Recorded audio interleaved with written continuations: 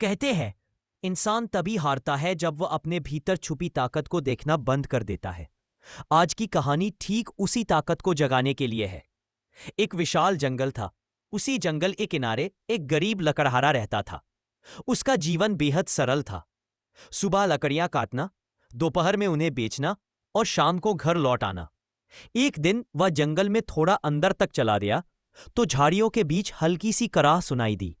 पास जाकर देखा, एक छोटा सा बाघ का शावक पड़ा था। इतना नन्हा कि ठीक से आंख भी नहीं खोल पा रहा था। किसी और के होते तो डर जाता, लेकिन लकड़हारे का दिल पिघल गया। उसने सोचा, ये भी तो बेसहारा है, इसे भी पाल लेता हूं। दिन बीतते गए, शावक बड़ा होता गया, लेकिन समस्या ये थी कि वह बकरियों और गायों के बीच रहता रहा। उनकी तरह चारा खाता, उनकी तरह चलता और धीरे धीरे खुद को भी वैसा ही समझने लगा।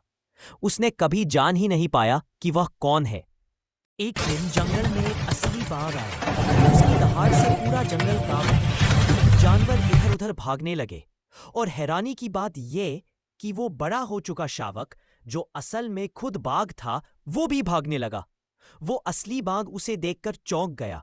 इसने उसे पकड़ा और कहा, अरे तू तो बाघ है, डर क्यों रहा है? नकली बाघ बोला, मैं बाघ नहीं हूं, मैं तो घास खाता हूं, मैं तो बकरियों के साथ रहता हूं। असली बाघ हंसा और उसे पास के शांत तालाब के पास ले गया। बोला, जरा इसमें देख और पहचान कौन है तू। जैसे ही उसने पानी में अपना चेहरा देखा, इसके होश उड़ गए। वही आंखें, वही चेहरे की बनावट, बिल्कुल सामने खड़े असली बाघ जैसी। वो बोला, चेहरा तो आपका जैसा है, पर मेरी आवाज, मेरी दहाड़ से तो कोई नहीं डरता।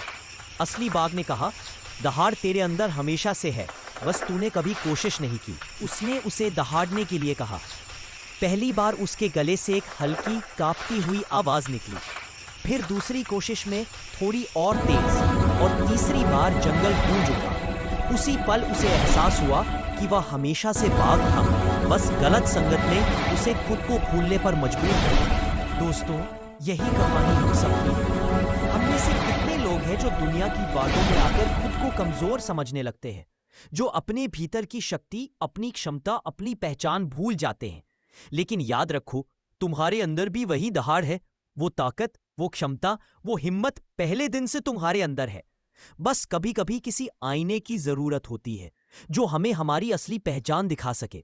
अगर इस कहानी ने आपकी अंदरूनी ताकत को जरा भी जगाया हो तो कमेंट में जरूर लिखना, और ऐसी प्रेरणादायक कहानियों के लिए कहानी जंक्शन से जुड़ जाना। मिलते हैं अगली कहानी में। और हाँ, अपने भीतर के बाघ को कभी मत भूलना।